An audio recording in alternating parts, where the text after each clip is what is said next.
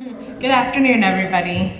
It's such a beautiful day, which after the sort of traumas of a few weeks ago, it just feels so nice to be on campus and see the beautiful blue skies and the crisp air. I hope you're all enjoying it.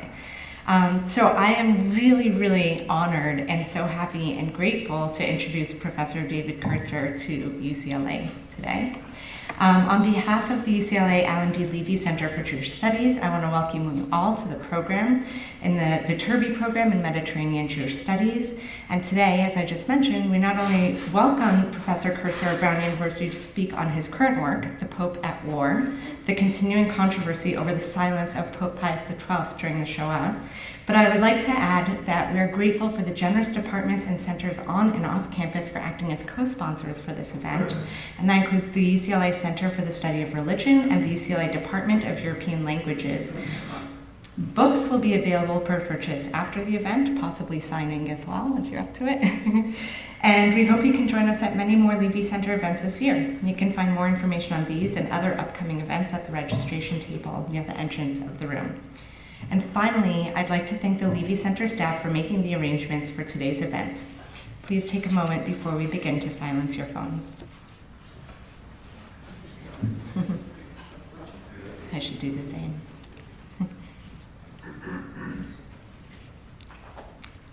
So Professor Kertzer, Duby University Professor of Social Science Emeritus at Brown University, is currently a research professor at Brown, where from 2006 to 2011 he served as a provost. His book, The Pope and Mussolini, was awarded the 2015 Pulitzer Prize for Biography and has been published in no less than 11 languages. Among his many other books, The Kidnapping of Edgardo Montara was a finalist for the 1997 National Book Award for Nonfiction and has been published in 18 foreign editions. He co-founded and served for many years as co-editor of the Journal of Modern Italian Studies, and in 2005 he was elected to membership in the American Academy of Arts and Sciences. The 2022 book upon which his talk will be based today, The Pope at War, is based on research in Vatican, Italian, German, French, British, and American archives, and it tells the story of Pius XII's relations with Mussolini and Hitler during the Second World War. Editions have thus far appeared in the United States, Italy, Germany, and Britain.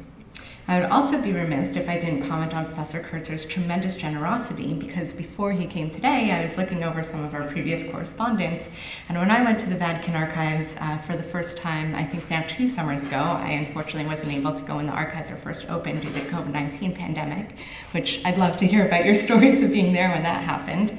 Not only was it the exact same week that the book came out in the United States, but he replied instantly and was just so generous with his time, offering to meet for coffee at some point in the future in the United States, which actually happens to be now.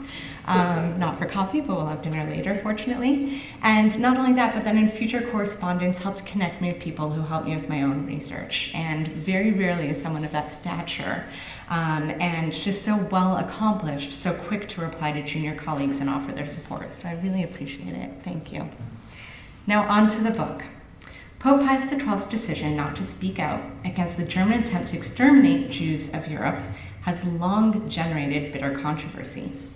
The opening of the Vatican archives for his papacy in 2020 permits new insight into the reasons why the Pope acted as he did.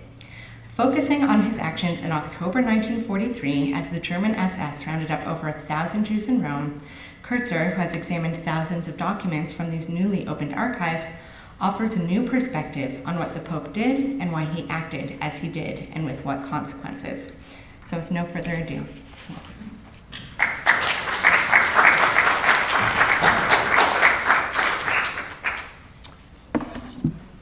Thank you, and thanks to the Levy Center for this invitation. I think I've only been to UCLA once in my life, so enjoyed today walking around campus and getting to know it a bit. I'm glad to be here with you. So as you heard, I'll be talking about this recent book, The Pope at War, and about this controversy that's been raging now for many decades, actually, about the silence of the Pope during the Holocaust. My own interest in this story both has a kind of personal or family even aspect to it, and then, of course, a scholarly and academic aspect. I just mentioned This was published in Luft magazine in 1944. So I grew up hearing stories about the liberation of the Jews of Italy, and more generally about the liberation of Italy, from my father, he was a rabbi and he was also a Jewish chaplain in the army during the war. He was with the troops that landed at Anzio beachhead.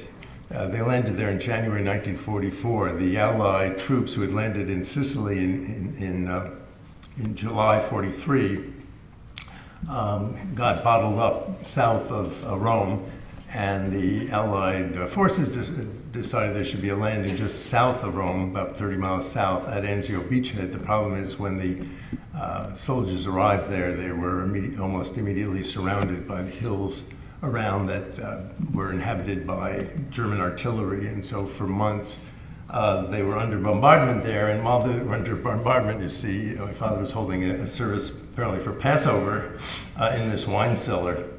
Subsequently, I've heard from a number of these relatives, like grandchildren of some of these soldiers, that recognize their grandparents or uncles from this photograph. But of course, there are scholarly reasons for wanting to look at this topic. Just to give you some idea, I'm sure many of you are familiar, especially with the Rav Hachluth play, which kind of set off the public controversy in the early 1960s. The play was produced in New York and various places in the US and Europe, except not in Italy, where it was banned due to the Vatican's influence. And it showed a pope who was being besieged by young priests to speak out against the ongoing Nazi attempts to kill all the Jews in Europe and refusing to do so. And then somewhat more recently, although now a quarter century ago, I guess, the rather provocatively titled book by John Cornwell, Hitler's Pope, so telling this very kind of condemnatory story. At the same time, Pius XII has certainly had his defenders. In fact, there's been an office for making him a saint that's been active for decades now. And Pius XII remains today a hero of the right wing of the church, largely because he was the last pope before the Second Vatican Council, which from the point of view of many of the right wing of the church, is where the Catholic Church went wrong. So this was a controversy that, of course, interested me. One problem was that the Vatican, despite a large pressure, had refused to open its archives. What they did do, what you see in the middle, because of the pressure, Paul VI, who actually was in the Secretary of State office, an influential position during the war, as Monsignor Montini, directed a group of 4 Jesuit scholars to put together, because nobody else had access to the archives, put together actually thousands of documents and published them, which they did between 65 and 81, which theoretically were all the documents related to the World War II and the Vatican and its action during the war. So on the one hand, there were not only a Jewish community, but more generally the scholarly community was begging the popes to authorize the opening of these archives. Popes in the past had thus far refused to do so. Claim was made that, well, they've already made available all the relevant materials, so what's the big fuss? And I kind of made a sort of bet, I guess, after I published a previous book. Let's see if that's yes. That was about Pius XII's predecessor, Pius XI, who became Pope in 1922, the same year Mussolini came to power. And it's about the relationship of Pius XI and Mussolini. But the man who would become Pius XII, Eugenio Pacelli, was the Secretary of State of Pius XI throughout the 1930s. So he was the number 2 in the Vatican, and so he was a major figure in this earlier book as well, especially for the years in the 1930s. So it was kind of, obvious or certainly attractive idea to continue my story, having worked in those archives, waiting for them to open the next Pope's archives, because that's how the Vatican archives work. It's not like a 50-year rule or a 75-year rule. It's up to the current Pope to, when he judges it appropriate, to authorize the opening of the next papacy's archives that hasn't been opened. So it's the whole papacy. which in the case of Pius XII went from 1939 to 1958. After I had finished this book, and I was working on a book having to do with the 19th century,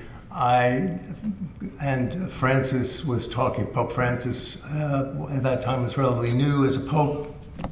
He was talking about greater transparency in the Vatican. I kind of made a bet, I guess, that he would, before long, open those archives for the war years.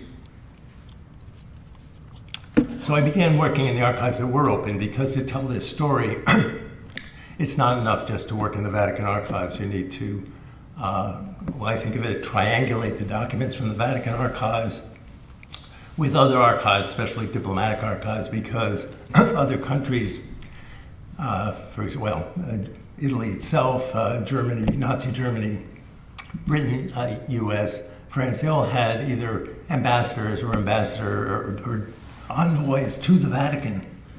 And they were sending reports throughout the war. Some of them were actually living at the Vatican. They were sending practically daily reports about their conversations with the people around the Pope, and occasionally with the Pope himself. And so what you need to do is, often for the same events, same days, put together these reports, including from the Vatican, to see what actually was going on. So it was a great relief, I'd say, when I heard that from the Pope, when he announced that he was opening the archives for Pius XII.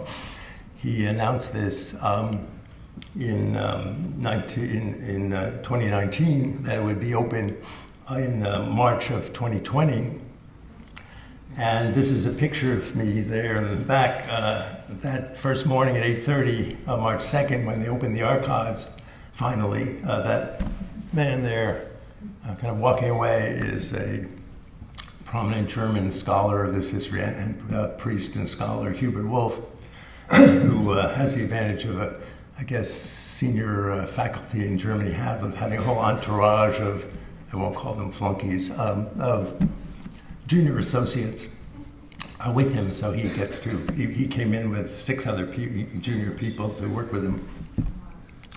But I did have one person working with me that I'll talk about, who you see there in the middle, Roberto Benedetti, who's been working as my collaborator, which became particularly important in this case because if you think of the date when they opened the archives, March 2nd, 2020, there was a new disease going around. And in fact, Italy, at least outside of China, was its epicenter. And as it happened, after working there those 45 hours it was open, the archives were open that week, that Friday, so it's at March 6th, they came around to our desks and put an announcement that they were closing the archive till further notice. I had arranged to be on sabbatical that semester. We had rented an apartment in Rome for 6 months. And when a few nights later the Prime Minister announced the lockdown, unlike the US, I mean, they actually had a lockdown. You couldn't leave your apartment unless you had a dog, which we didn't have. Which a lot of people got dogs then, but so basically my wife and I, a few days later, left the country. The good thing was that they reopened those archives in June, so they were just closed about 3 months.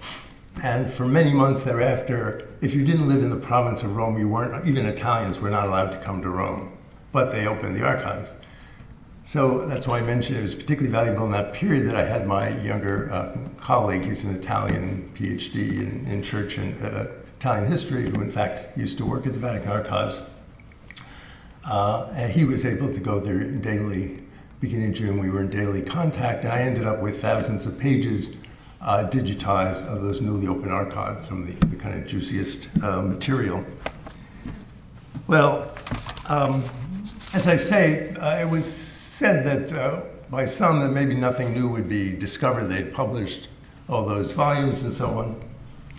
Turns out they didn't publish everything. And it turns out also, maybe more embarrassingly, that even what they published, they occasionally deleted certain phrases we could talk about later if you're interested in. Perhaps most shockingly, and was my discovery that a few weeks after Pius XII was elected Pope, so he was elected Pope in March '39, just before the war begins, Hitler saw an opportunity. The previous Pope, Pius XII, had been increasingly upset with Hitler and upset with Mussolini for his increasing embrace of Hitler. And so the pages of the Vatican daily newspaper, L'Osservatore Romano, practically every day had some kind of denunciatory article about the German regime, having nothing to do with Jews, but having to do with mistreatment of the church. And one of the first things that Pius XII did on his election in early March '39 was to order the Vatican newspaper to stop all such articles about Germany, all critical articles about Germany. So what I discovered is Hitler, appreciating this, decided to send his personal envoy to begin negotiations with the Pope. That would last for many months. And not only did I discover that these took place, they'd been kept secret for 80 years, successfully, but the Pope kept a kind of transcript of the conversations, which, by the way, were in German. Pope Pius XII had spent 12 years as the nuncio in Germany and was fluent in German. And the man, Hitler's friend that he had sent to negotiate, Philipp von Hessen, was, among other things, he was an aristocrat, German aristocrat, but he was married to the daughter of the King of Italy, so he was well connected in Italy. And so discovering, I'm not going to talk about that later, and during questions we could talk about it if there's interest, but just as a particularly dramatic example of things that had been kept secret that only now we find out. There are many other things too, which I won't go into right at the moment.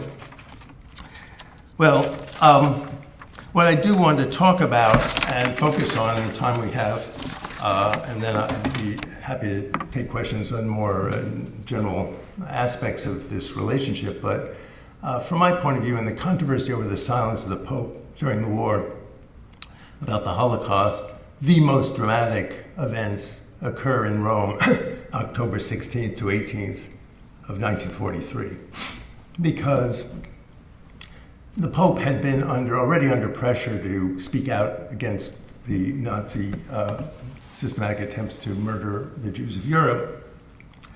He realized he was under subject to a lot of criticism for not speaking out.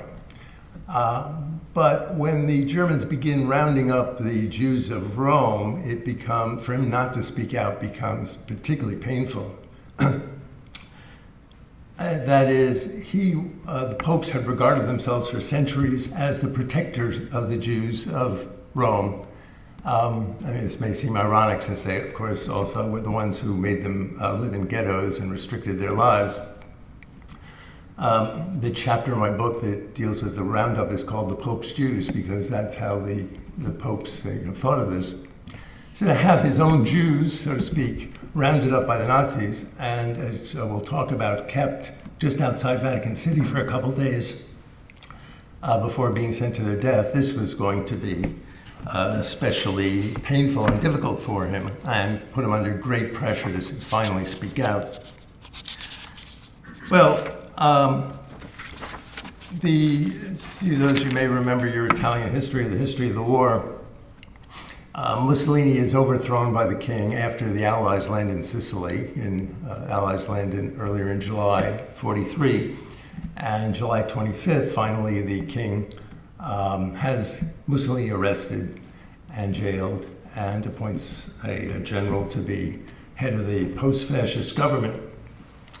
I won't go into the details of the next 45 days that are very dramatic, but at the end of them, when finally the armistice is announced, which is essentially the surrender of Italy to the Allies, Hitler sends his troops flooding into Italy. There already were a fair number of German troops there. And he liberates Mussolini from his prison and sets up his puppet regime in the north, referred to as the Republic of Salo, or the Italian Social Republic. It's It's only 2 weeks after the Germans occupy Rome. They occupy Rome around September 10th. So on September 24th, and this is where I'll quote Heinrich Himmler, from the head of the SS office in Berlin, cables orders to Herbert Kappler, who's head of the SS in Rome. And I'm quoting from that order. So this is just 2 weeks after the Germans occupied Rome. All Jews, without regard to nationality, age, sex, or condition, must be transferred to Germany and liquidated there. In early October, then, he follows us up with a similar order, October 11th. A similar telegram gets to Kappler from Berlin. This orders, quote, the immediate and complete elimination of Jewry in Italy. And so it's not just Rome. Additional members of the SS are sent to help with the roundup of the Jews of Italy, and beginning, especially with the Jews in Rome, the roundup had begun further north in Italy as well by then. So let's focus on that day. So with early morning, it's the Jewish Sabbath, Shabbat. It's a Saturday morning, October 16th, 1943. Well, it was still dark. It was like 5 a.m. when the SS, 100 SS, marched double file into the old ghetto. I'm sure many of you have been there in Rome. Another 265 SS are sent with clipboards with names and addresses of all the Jews of Rome, because, of course, the Jews by then are not all living in the old ghetto, throughout the city to round up, theoretically, all the Jews in Rome. When the Jews, peered out their windows in the ghetto, seeing what was going on, they didn't really understand, what it was initially. One of the ironies of the roundup of the Jews is that it was largely a roundup of women and children and old people, because there had been a rumor that the Germans were looking for young men for forced labor, and not just Jews. And so most of the young men, Jewish men, had actually gone into hiding already. So when the people peered out their windows, saw this, they initially were confused. Then the SS came to their doors, banged on them, will break them down if they didn't open them, demanded that they immediately get dressed and come with them. They lead them in a kind of single file to a place at the Theater of Marcellus. And I'm sure if those of you have been to Rome and around where the temple is now, know this kind of archaeological site where trucks were waiting, tarpaulin-covered trucks were waiting to take them to their destination for the day, which would be for 2 days, namely a military college just outside the walls of Vatican City.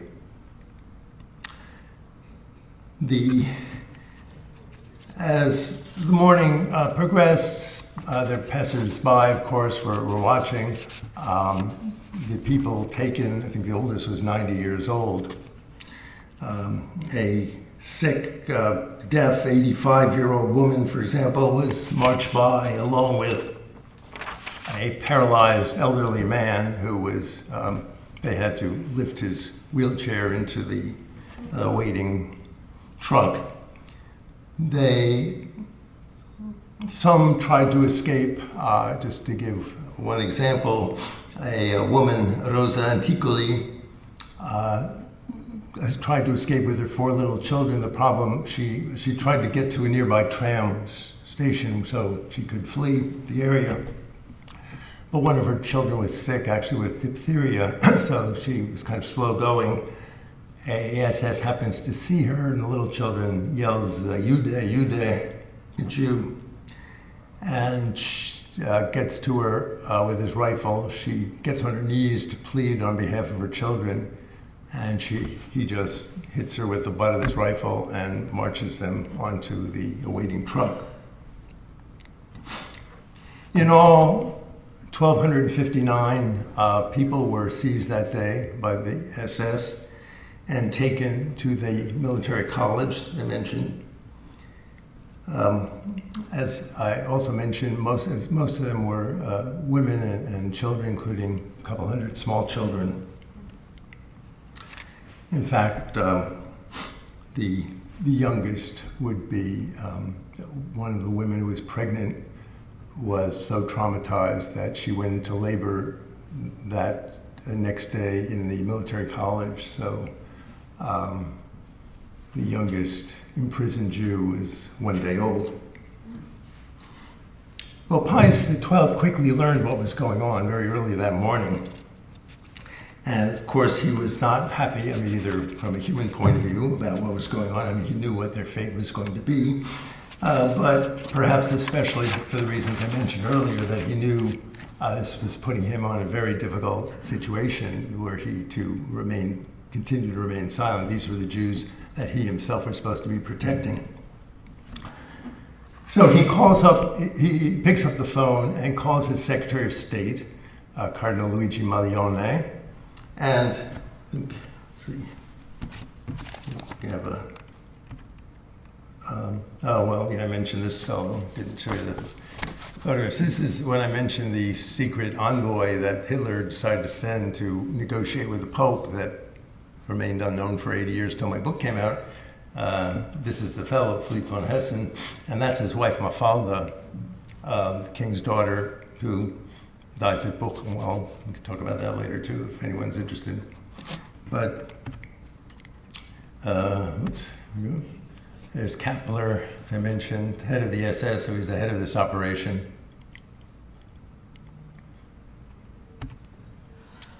So, a dramatization of the roundup of the Jews on October 16th in Rome.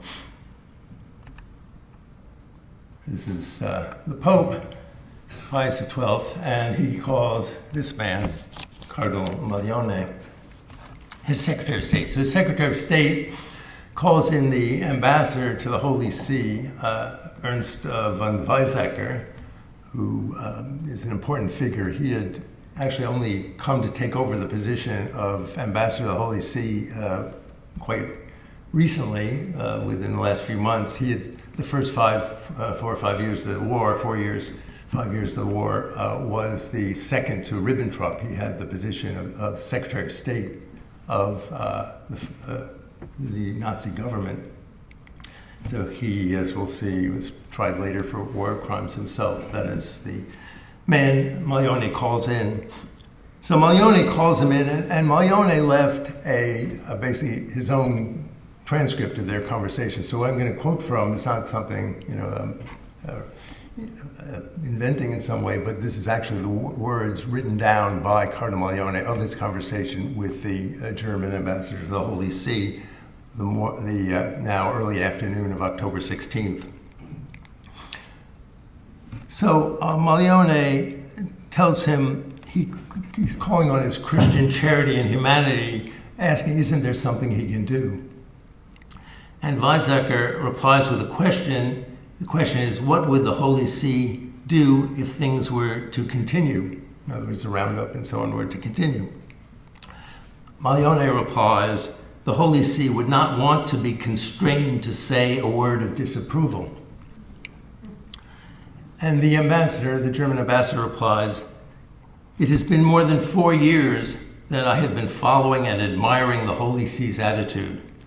It has succeeded in steering the ship amidst rocks of every kind and every size without any collisions. And even if it had more faith in the Allies, it has known how to maintain a perfect balance. I ask myself, the German ambassador says, whether right at the time that the boat is about to reach port, is it a good idea to put everything in danger? I think of the consequences that a step by the Holy See would provoke. The instructions received, he adds, come from the highest source. They come from the highest source, meaning, of course, Hitler. So basically he's saying, do you really want me to protest to to Hitler? And after a pause to let the candidate, let the cardinal think about this, he asked, "Does Your Eminence leave me free not to report this official conversation?" That is, not to pass on any disapproval from the Vatican of what they're doing. I observed, Maione recalled, and this is again his own account of the meeting, I recalled that I had asked him to intervene by appealing to his sense of humanity. I left it to his judgment whether or not to mention our conversation, which had been so friendly. Maione went on to assure the German ambassador that, as Weizsäcker had noted, the Holy See had always been careful not to give the Germans any impression of being opposed to them in the war. Meanwhile, the Cardinal concluded, and again, these are his words as he wrote them down, I repeat, Your Excellency told me that he would do something for the poor Jews. He actually never said that. I thank you for it. As for the rest, I leave it to your judgment. If you think it more opportune not to mention our conversation, so be it. And he didn't. That's Weizsäcker. What Weizsäcker did do is he did send a cable the next day to Berlin, and which I quote from. He said the Curia was, quote, particularly shocked that the action took place, so to speak, under the Pope's windows. And he said that the groups who were hostile to the Germans and the Allies were going to, trying to force the Vatican out of its reserve. And then he said, the fact that the Pope is kept silent is being increasingly used, and let's see if I can quote from this, said that to contrast the silence of the current Pope to what he called his much more fiery predecessor, Pius XI. That Pius XI, who was a very different personality and different background, according to Weizsäcker, would not have stayed silent. But Pius XII, for various reasons, remained silent, and the German ambassador is saying that people are beginning to comment negatively on this contrast.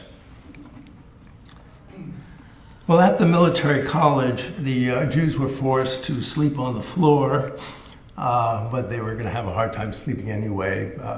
They weren't being fed. There was no lavatory facilities provided. The children were, and some of the women were weeping.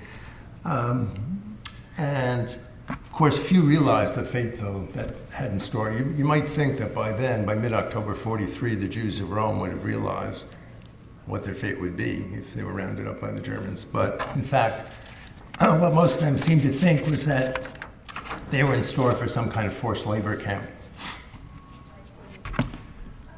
Well, as the 1,000 terrified Jews waited a few hundred meters from the Vatican, pleas kept coming into the Pope to do something.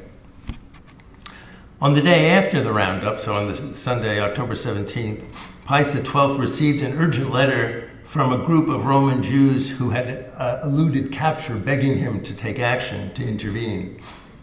That day, too, and this is kind of one of the surprises in these newly opened archives, an older woman who had been captured somehow got to smuggle out a letter to the Pope begging him to intervene, saying he was their only hope. And other Roman Jews began to bombard the Pope with requests. They saw him as remember,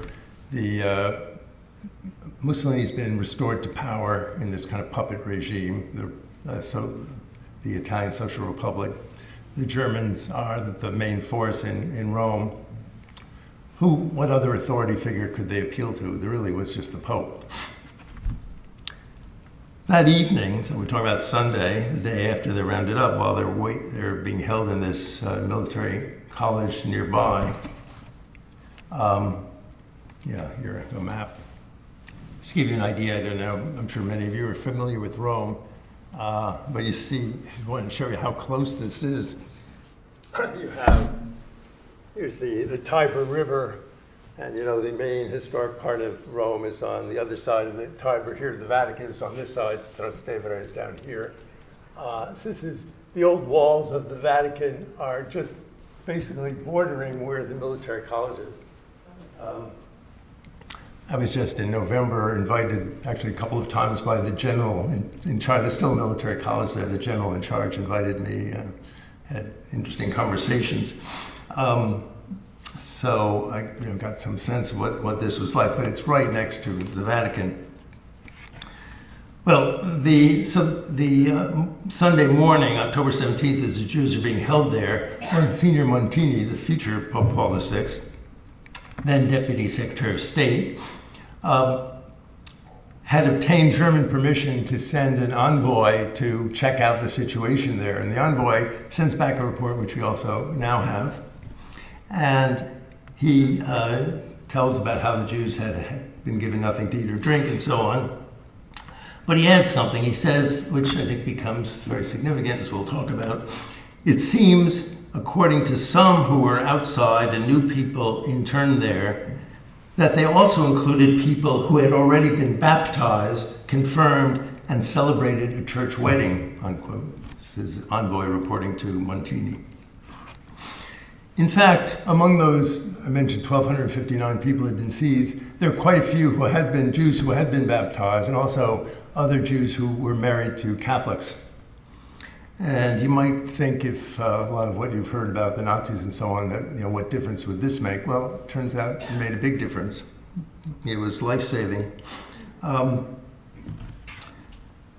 7 a.m., for example, on October 16th, so actually as the roundup had just gotten going, an employee of the Vatican Library learned of the plight of his relatives who had been taken earlier in the morning, and he rushed to the Vatican and scribbled a note to, in fact, to Monsignor Montini, whom he knew, and we now have that in the Vatican archives. He wrote, "I turn to your excellency with the most fervent prayer to use your authority with the German embassy so that Catholic people and fervent Catholics like my aunt and my cousins are saved. It is an intervention that cannot come quickly enough if, God willing, it is not already too late." At the same time, Monsignor Montini learned of another such case, and he wrote a hasty note to Cardinal Maglione, to his boss, the Secretary of State.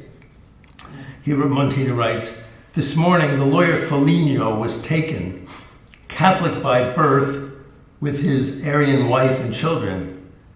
A note 3 days later reported the good news, quote, Mr. Foligno comes to the Secretariat, that is Secretary of State of the Vatican, to give thanks for what has been done for him. He was liberated after only a few hours." The day after the roundup, on the Sunday, the Roman office of the Order of Malta advised the Vatican Secretary of State of another such case. Although the man in question had a Jewish father, the letter explained, he had been baptized at birth, yet he had been seized in the German raid as well. 3 days later, the office of the Order of Malta sends the good news, reporting that the Germans' error had been rectified, and quoting from their note, "Fortunately for him, before embarking for an unknown destination, he was let go," unquote. In fact, the Vatican Secretariat had already drawn up a list of those among the imprisoned Jews who in fact had been baptized, and gave them to the German ambassador to have them liberated. Early on Sunday, the day after the roundup, the Germans began carefully interviewing the people they had taken, checking their, among other things, checking their baptismal credentials. And those who, to their satisfaction, could prove they had been baptized, or, and this seems even more surprising perhaps, Jews who were not baptized but could prove they were married to Catholics were let go. So when the train pulls out the next morning, they arrested 1,259. There were 1,259 people taken to the military college. The latest figure, they just kind of upped it by a few. There's a group in the community, the Jewish community in Rome, who've been very carefully compiling these lists, of course. 1,020 were put on the train. So Monday morning, it's now 2 days since the Jews were taken, 2 days they spent in the military college. Trucks are taken to the military college. They're forced onto the trucks and taken to a train station in Rome, where there's a train, freight train, and they're put onto, I think, 18 cars, the windowless freight train. I used to refer to this as a cattle train, and somebody corrected me saying, no, cattle trains have windows. But even though they didn't have windows, as the train passes north, we have accounts from various Italian cities along the way of hearing the plaintive pleas and cries coming from the cars of the freight train containing the Jews.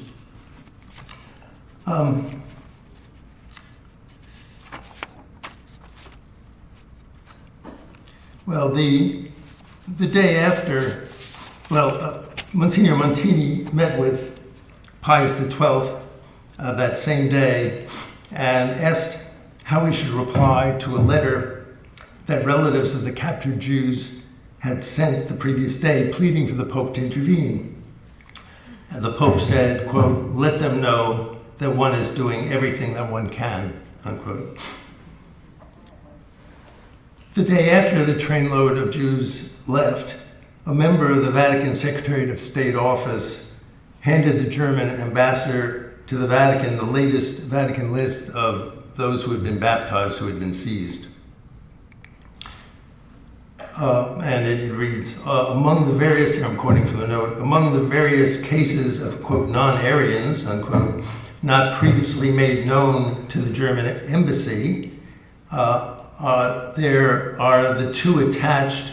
They involve, quote, non-Aryans who have been baptized but not freed as others have been in their condition, unquote. So that's the day after the Jews were, the train left for Auschwitz. This is the memo that was handed to the Secretariat of the Vatican. Well, it was still dark when that train would arrive at Auschwitz, exactly 1 week, following Saturday, 1 week after they had been seized. So the following Saturday, October 23rd, the disoriented, exhausted, freezing, filthy Jews inside, as they came out, rushed to try to find their loved ones. They had been separated from their children, their husbands, their wives, but they were immediately ordered to stop by the man who met them, who was in charge. That man, here's Monsignor Montini, the future Pope, whom I referred to before with Pius XII. That man was this Josef Mengele, Dr. Josef Mengele. And as they came off the train, he ordered them not to move or they'd be shot, and directed the people he regarded as able-bodied, largely men, but also some women, to one side, and all the rest to the other side.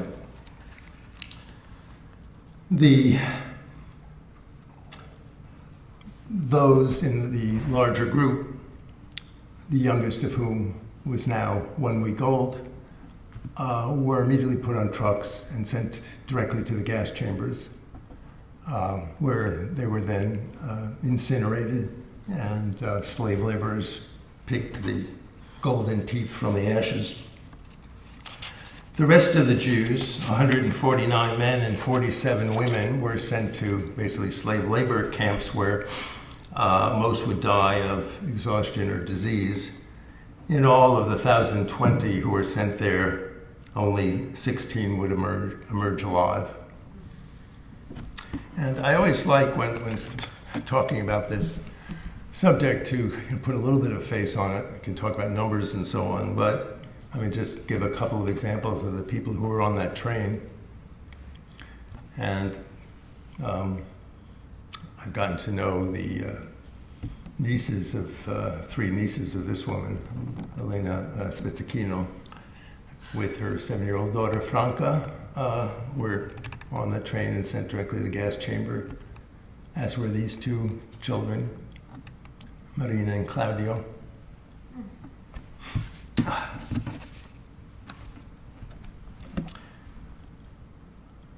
Well, on the day the Jews were being forced onto the train, that Monday, October 18th, the British envoy, Francis Osborne, met with the Pope at the Vatican, and which is a good example of why one also wants to go to London and look into the archives there to see his reports.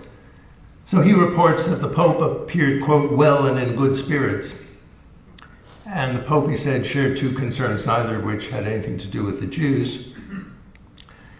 And Osborne asked him whether the Germans were treating the Vatican well, because the Germans had occupied Rome beginning, several weeks earlier.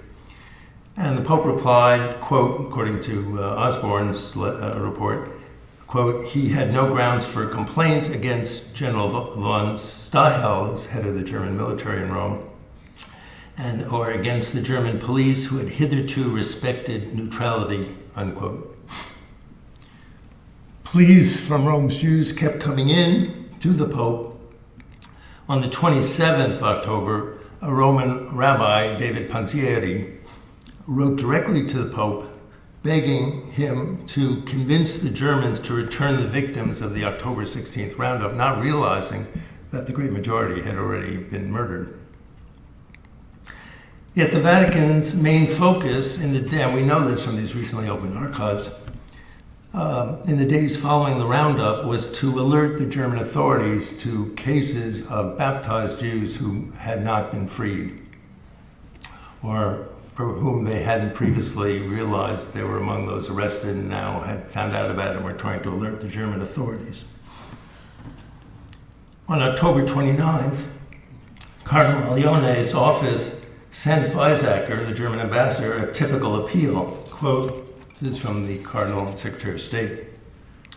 The most excellent German ambassador to the Holy See is asked for his benevolent interest in the release of Count Victor Cantoni and his mother, who were deported by the German troops from Rome, where they live, to an unknown destination. Count Cantini, Catholic, was baptized 30 years ago as a child, and his mother was baptized in 1927. So these are baptized Jews. At the same time, Weizsäcker, the German ambassador, was telling Ribbentrop, his boss, the good news that the Pope had decided to say nothing about the roundup of Rome's Jews. Getting back there. So this is now I'm quoting from his report, which can be found in the Berlin archives. Although he has been beseeched by various parties to do so, the Pope has refrained from making any ostentatious remarks on the deportation of the Jews from Rome. Even though he must expect to be criticized for this for a long time by our enemies, and Protestant circles in Anglo-Saxon countries will exploit this for propaganda purposes, on this issue too, he has done everything possible not to strain relations with the German government and the German authorities in Rome, unquote. One of the amazing things to me in these new archives is that there's a report that the chaplain with the SS, so it turns out that SS units had their own Catholic chaplain with them, had in a conversation with the Italian Catholic chaplain with the police force in Rome under the new regime, had expressed the complaint he had heard from some of the SS members saying they couldn't believe that the Vatican authorities were being silent with what was going on. And we passed this on to the Pope and to the Vatican Secretary of State. So we referred to, the SS chaplain referred to the indifference shown by the Pope and the Vatican to the deportation of the Jews of Rome. Scrawled on the report, which was written to Montini, we saw a minute ago, future Pope Paul VI, scrawled on the report to Montini of the chaplain's complaint is the comment, the internal comment when they got the report, quote, HS, the Holy See has done what it could, unquote. Well, over the next several months of German occupation, hundreds more Jews in Rome would be rounded up.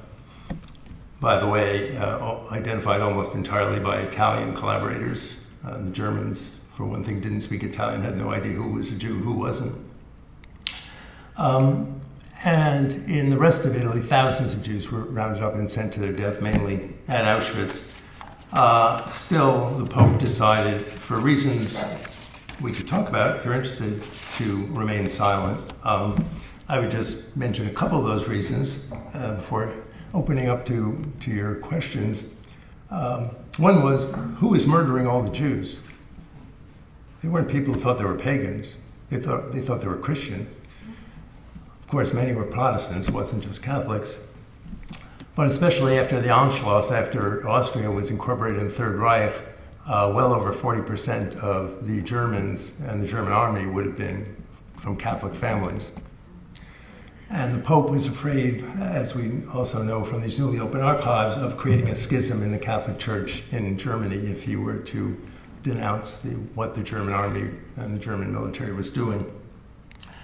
One of the other reasons is the German military was occupying Rome. The Allied radio was putting out all sorts of fake rumors that Hitler was planning to kidnap the Pope and occupy Vatican City and so on. And so the Pope was afraid for perhaps himself, but certainly for the Vatican and more generally for church institutions in Rome, if he were to antagonize the German authorities. So for a whole combination of reasons, wasn't because the Pope, he wasn't Hitler's Pope in that kind of provocative title of John Cornwell's book. He had no sympathy for Nazism, which he saw as a kind of pagan, anti-Catholic pseudo-religion. Yet, despite it all, he would remain silent. Thank you.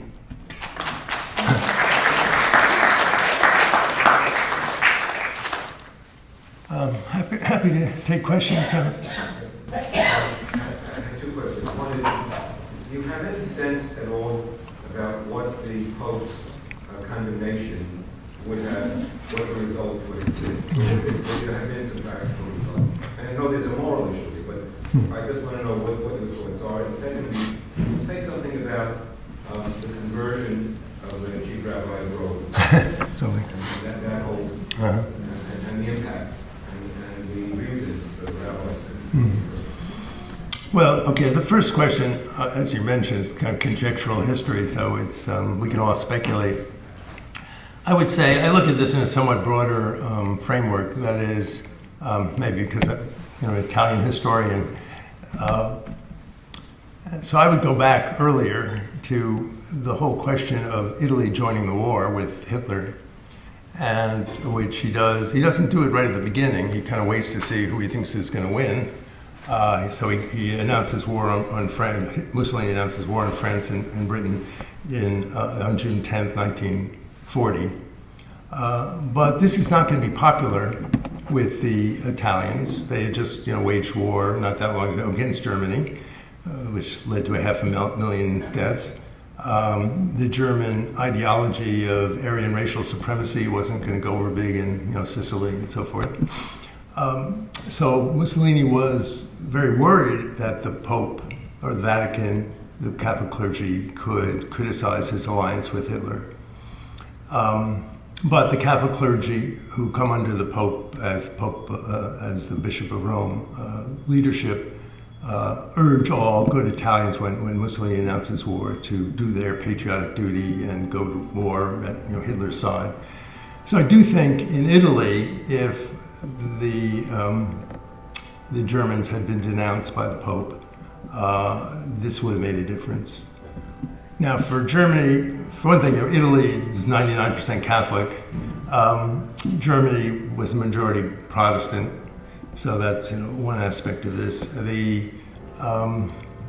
But there's another element here that I think it gets overlooked, that because of the representation of Nazis as anti-Christian, and that is at the time the Axis was portraying itself as the defenders of Christian Europe against his two main enemies. Who were the two main enemies? The communists and the Jews. And of course, the Allies, I think Americans tend to think of the Allies as US and Britain, maybe France at some point. But the Allies were, the Soviet Union was one of the major allies. So for Hitler, there would have been a real propaganda cost to have the Pope speak out against him, because he was portraying himself as the protector of a good, healthy Christian area in Europe.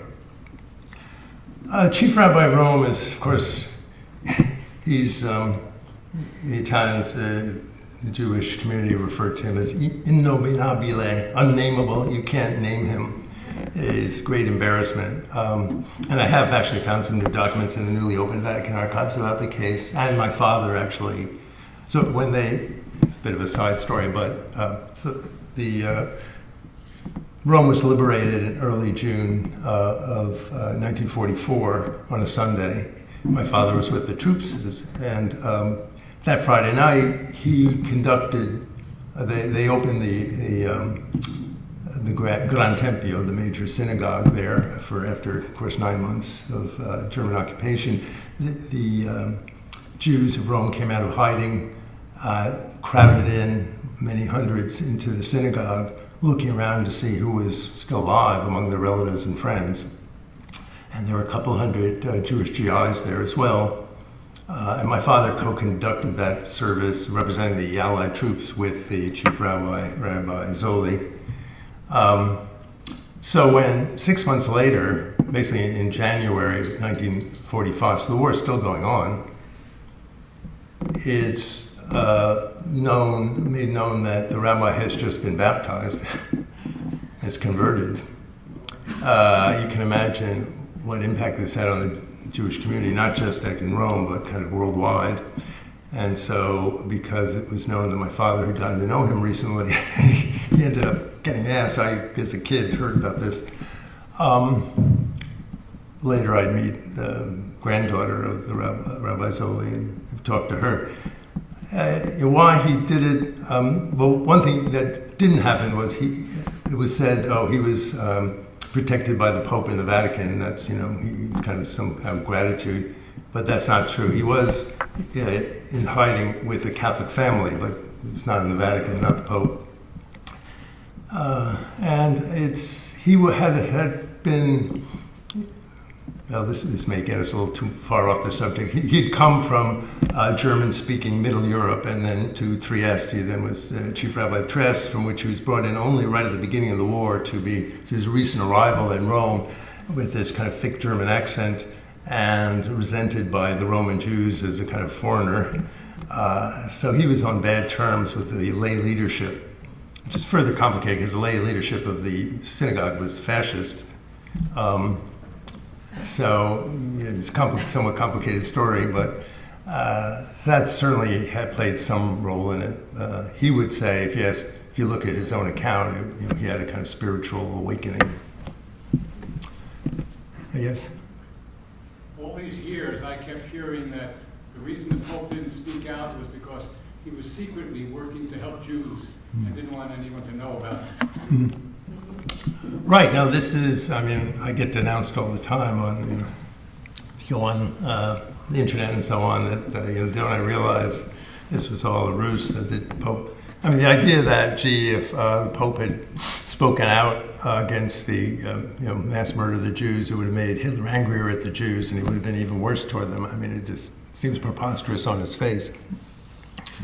Particularly later in the war, when it was clear that the Allies were winning the war, the Pope did have his nuncio, for example, in Hungary and Slovakia, meet with the local heads, government heads, and ask them to stop deporting Jews. Of course, by that time, they had also been warned by the Allied authorities that after the war, anyone who was seen responsible for this would be tried as a war criminal.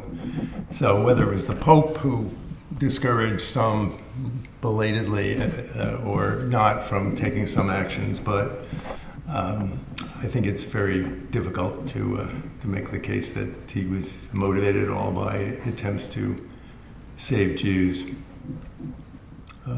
Let's see, we've, go, yes. So I've heard that under the Nuremberg laws in 1934, this was Germany and Austria, that if you were a child that had 3 grandparents who were Jewish, you were considered Jewish, even if you had converted. So that did not extend if you were baptized? Well, so it turns out that the situation in Germany, so the Nuremberg laws, I think, were 35, but I mean, you're right that they deal with how many grandparents and the genealogy. They did have, in German, unlike the Italians, who had their own racial laws and were persecuting Jews well before, beginning in 1938. But the Germans, in their racial laws, had this concept of the Mischling, who had one Christian parent, one Jewish parent, and they were actually protected.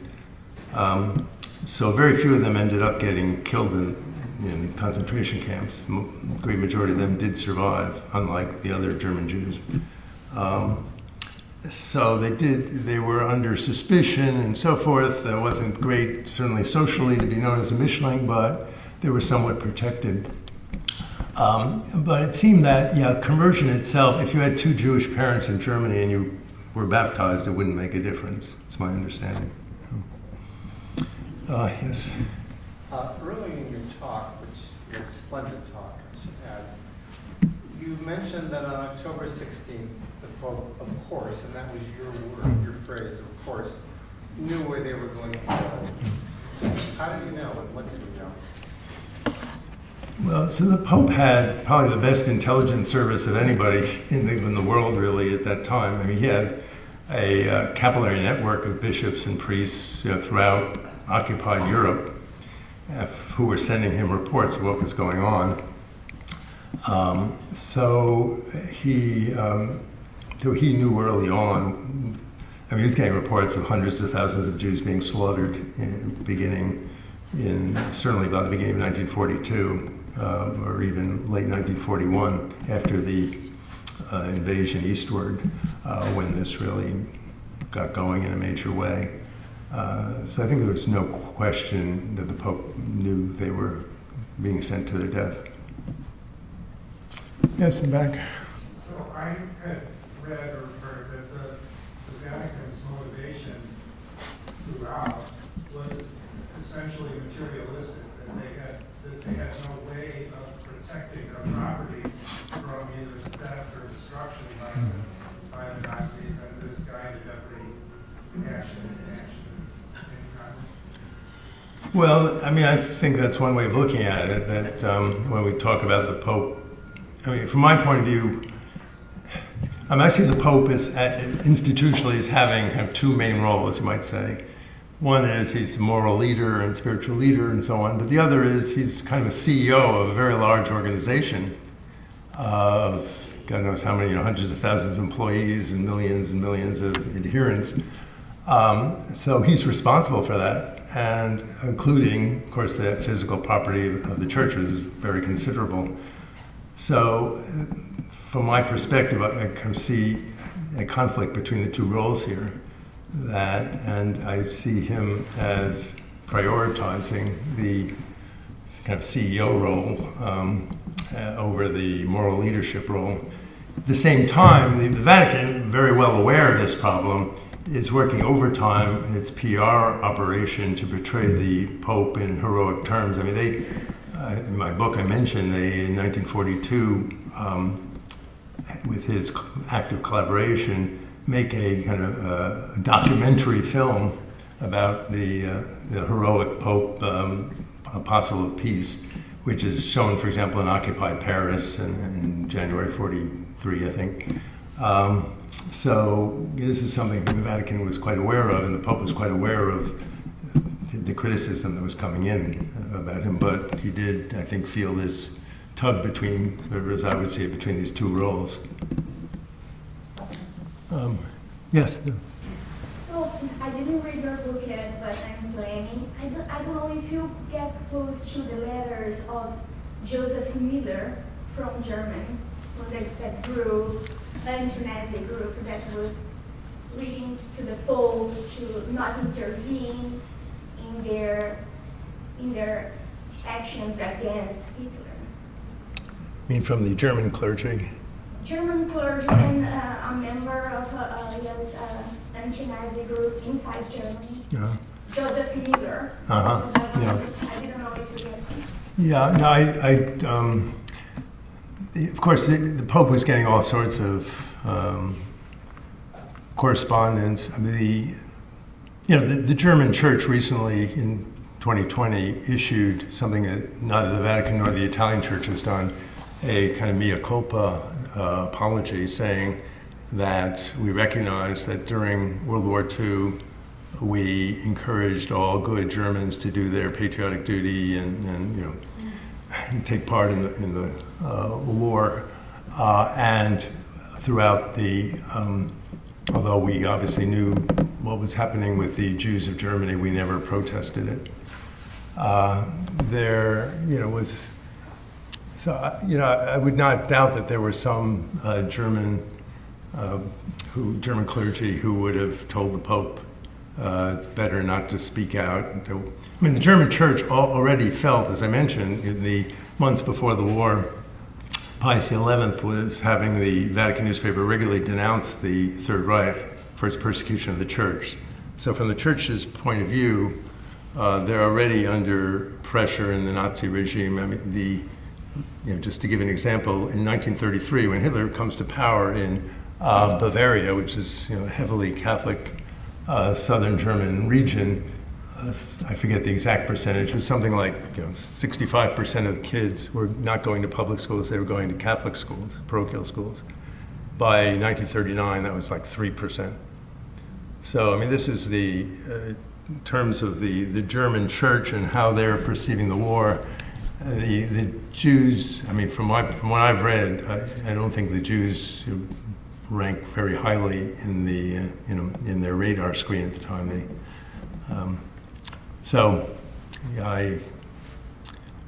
There certainly would be some who would have thought best for the Pope not to antagonize Hitler, that it'll just make things worse for us. But I don't think it had anything to do with the Jews. Yes? I have a question.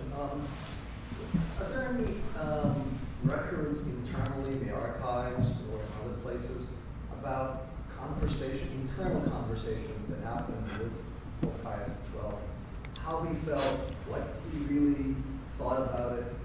Or is this all essentially his position is just elicited from an overall review of everything on a macro level? Is there more information about what he thought really? Well, I'd say yes. I mean, he didn't keep a diary as Pope, and what he wrote were official kind of documents, which, for one thing, as he told the German ambassador at one point, I write in a way that won't offend anybody, and that either side can pick out passages that they can claim show that I support their cause, which is what they did, of course, on both sides.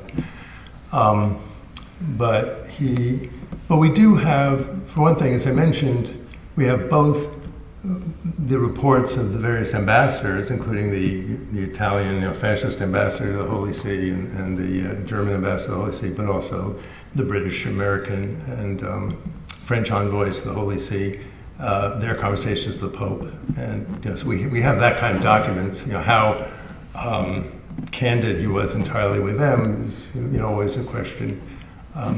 He was also a very cautious man and very studied. So he also was, I think, quite cautious about what he would have put down in writing, which is another problem historians face. So, I can't claim to entirely know what was going through his mind, but we have these, he was getting, I talk in the book, for example, about, I'll give you a couple examples.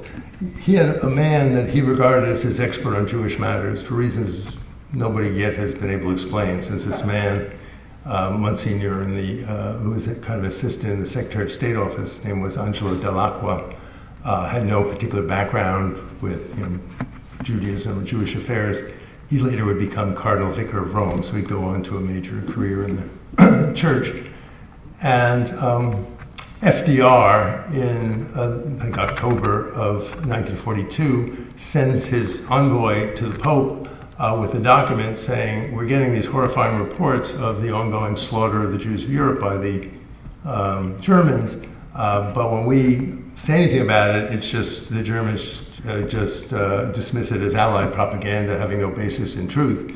But if you have anything that might help verify this, it would be extremely valuable. Do you have any such reports? Well, they did have many such reports. The Pope gives this request from FDR to this member of the Secretary of State office, Monsignor Dell'Acqua, and we have the memo now that they open the Vatican archives that Dell'Acqua sends him. And essentially it says this: well, yes, we do have reports like this, but we shouldn't send them, you shouldn't send them to FDR because if you send them to FDR, undoubtedly, this is what he writes in his letter essentially, the Allies will use it for Allied anti-German propaganda, citing the Vatican as its source. And this is exactly what we want to avoid. Later, as I mentioned, the puppet government is set up in Italy after when they liberate Mussolini. They set him up as head of this puppet government in the north. But that government theoretically controls most of Italy initially in the fall of 43.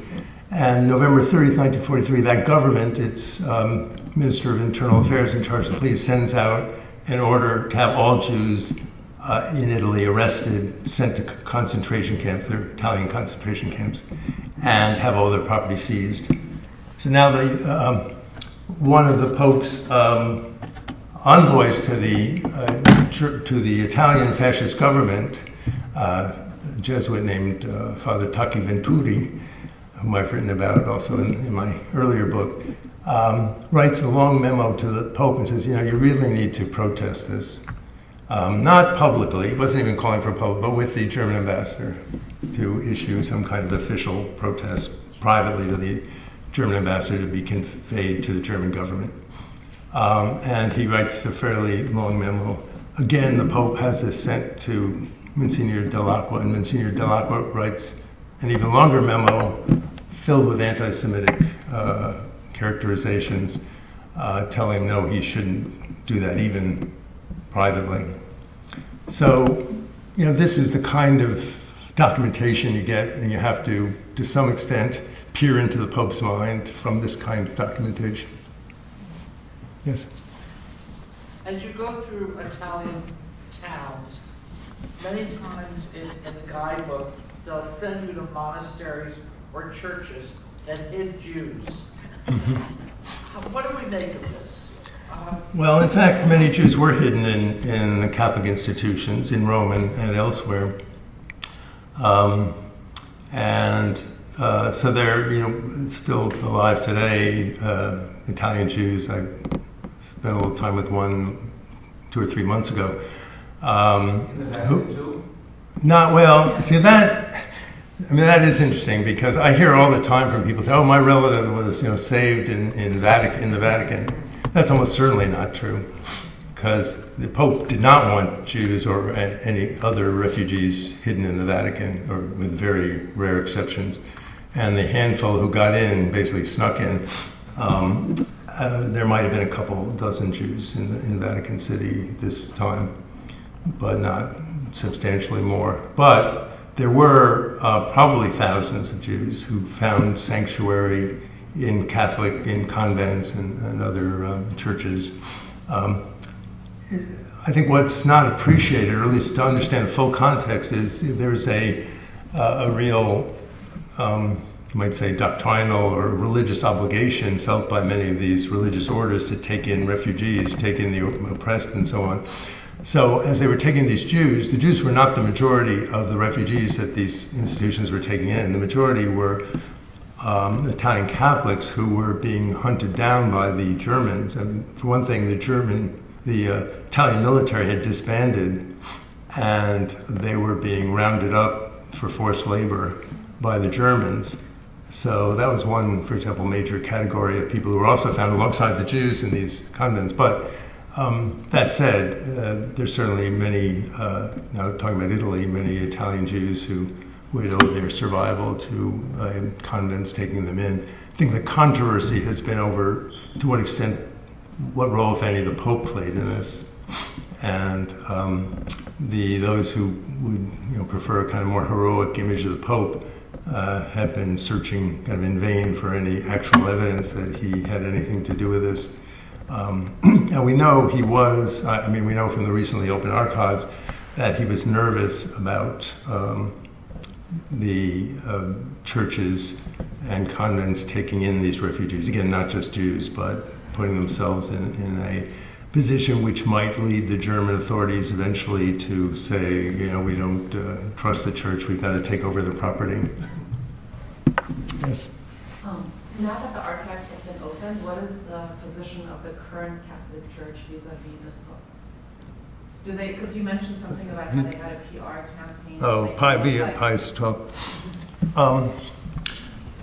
Well, the current Pope, so Pope Francis has not spoken out directly on this issue. I mean, what he said, but it's been very informal, and I don't think anything recent was, he thought Pius XII got a lot of bad press, this kind of thing, but I don't think he must realize that Pius XII is the big hero of his biggest enemies in the church, the right wing of the church, which puts him in a somewhat awkward position. But on the other hand, popes don't criticize previous popes, and so it would be very surprising. Now, in 1998, I think it was, because of this whole controversy under John Paul II,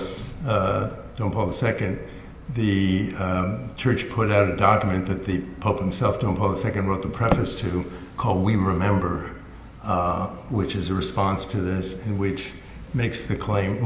The question was more generally, did the centuries of anti-Jewish teachings in the church have anything? Could it have helped make the Holocaust possible? That was kind of and the document, which took 11 years of study and signed basically by the Pope as well as Cardinal Cassidy, who was the head of the commission that did this, comes up with the finding that, well, unfortunately, in the history of the church, there were instances of religious anti-Judaism, not on the part of the institutional church, but on the part of some sons and daughters of the church. But this had absolutely nothing to do with the modern anti-Semitism, which is what led to the Holocaust. Modern anti-Semitism is not religiously based, but based on negative social, economic, political, racial ideas about Jews. The problem with this is it's historically totally wrong. And you don't even need to go in the archives, you just need to look at Vatican approved or supervised publications like the Jesuit journal Civiltà Cattolica, beginning in the 1880s, to see one rabid anti-Semitic article after the other blaming Jews for being disloyal to their countries and wanting to turn Christians into their slaves and being in charge of all the banks and the economies and so forth. So, this is, I think, the church. Now, that said, people say, well, what does the Vatican think? And one thing I've learned is that even the Vatican is a very heterogeneous sort of place. So when I'm in the archives, a number of the archivists will come up to me and give me their latest publications and say they've read something I've done, and others of my colleagues, and which they like. And but generally, they don't necessarily want to be seen talking to me. Others, of course, are more defensive. So one is seeing cracks. There was the first conference of this sort after the opening of the archives held about a little over a year ago, in the Jesuit Pontifical University, the Gregorian University. It began with presentations actually by the Cardinal Secretary of State and the Chief Rabbi of Rome.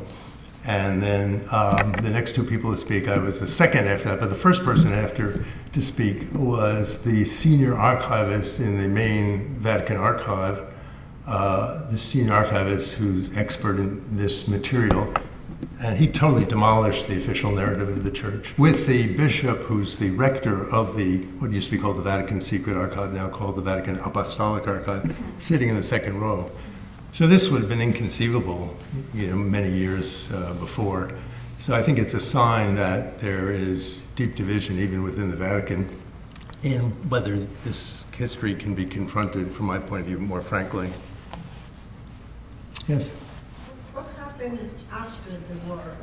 There are rumors that the church helped some of the Nazi people leave, and we have a lot of them in South America. Yeah, this so-called rat line. There's the people doing research on this right now in the newly open archives, and although there's already some good material out about this, actually last fall was also a guest at the Santa Maria dell'Anima Church, which is the official, and for 1,000 years has been the official German-speaking church in Rome. And its rector throughout the 30s and 40s, I think into the 50s, was a man named Hudal, Monsignor Hudal, Bishop Hudal, who was one of the most active people in spiriting Nazi war criminals out of Europe. And the current rector has publicly apologized, and not just that, but made available the complete papers of Hudal to the U.S. Holocaust Memorial Museum, who's digitized them. But he showed me, for example, the fake ID that Hudal had prepared, it was in their own papers, for one of the major Nazi war criminals who was in Italy and was able to escape. There are a lot of probably blame to go along for the escape of Nazi war criminals, and for that matter, Italian fascist war criminals. After the war, the Red Cross was involved in some ways, but certainly the Vatican was part of that. And one of the papers given at that conference I just mentioned was about the rather remarkable number of Protestant Nazis who converted to Catholicism right after the war, hoping to get help from the church. Yes? I think you remarked once that there's still some more archives that have not been opened, that they kept some still in secret. In Vatican archives, you mean? Pardon? You're talking about Vatican archives. Yes. Well, theoretically, the Vatican has opened all its archives. However, in theory, the Pope's authorization extends to all ecclesiastical archives. For example, the Jesuits have opened their archive, which is important, and which I use. But one of the archives I'd most like to see is still closed, and no indication it's going to open any time in my lifetime, and that's the archive of the Cardinal Vicar of Rome. Because if you want to know about the church and the occupation of Rome, that would be an important archive, but it's not been opened. They don't seem interested in opening it up, and despite what protests we're able to lodge, we haven't been making progress. But I think the Vatican archives are open. People who work there, you're always asking, are there materials that somehow were buried? But that's true actually of the state archives too. The state archives, for example, Mussolini, there's an archive of his secret police. He had this great network, of police informers or spies, and there are thousands of files on every significant person. But the files on, for example, Eugenio Pacelli, future Pope Pius XII, and others like him, or of the future head of the Supreme Court of Italy, they're mysteriously missing. And there are reports about how right after the war, right after the Allied liberation of Rome, people went in there and took them. So it's not just a problem with the Vatican archives. So I hate to wrap up because there's been so many amazing questions and clearly a lot of interest. Maybe we'll take one last question from the back, and then we can wrap up, if that's okay with you. Sure. You mentioned earlier in your talk about the complicity of Italians in aiding the non-Muslim Jews in October 1943. What is I'm just fascinated to know what your take is on, the idea of the Italiani Residente, the Italians as people, and what have you encountered in your work and your field for how, that has been received in light of your work as well, and the Right. The Yeah. recent publications that have been shining a light on the more in-depth. Right. Yeah, the Italians love to compare the good Italians and the bad Germans. And, you know, I'm actually currently working on a book on having to do with the Italian racial laws. So, beginning in 1938, someone mentioned the Nuremberg laws, but Mussolini put in the racial laws, the anti-Semitic laws, so which basically, you know, threw most Jews out of work, threw all the kids out of school, and so on. And this tends to be forgotten. And anyway, right after the war, I was working in the Bologna archives a couple months ago, and I noticed in two different departments, both the police department and the prefect department, they had a document that was dated like September 1945, so right after the end of the war. It had a report from the Italian ambassador in Brussels saying he had just met with a Jewish correspondent, Jewish journalist, who asked about the situation of the Jews in Italy over the last years. And he responded saying, well, yes, we had these racial laws, but they weren't really enforced, and we did everything possible to avoid them, and they really didn't do anything. It was only the Germans, that's when things got bad for Jews, you know, after the Germans came. Totally false. Oh, and this letter goes on saying, we're trying to collect information to use to, you know, support this narrative. So it, people ask me about Trump and Mussolini, which I won't go into, except that I think it's an unfair comparison because Mussolini read the press every morning in 4 languages, and yeah. But anyway, but the fact is Mussolini was very popular, and even the race laws in 1938, there was very little protest as the Jews were being thrown out of their jobs, thrown out of school. In fact, after the war, people wanted to get their jobs back. For example, university professors had a hard time because they'd been filled by eager non-Jews and nobody wanted them to give up their position. So, yeah, this is something. There are, of course, Italian scholars who are trying to get this history out, but I think the narrative is still. I mean, I get the impression, and I've spent years living in Italy over the years, that Italians think they were on the Allied side during World War II, not on Hitler's side in World War II. No. I think this is part of it. Thank you.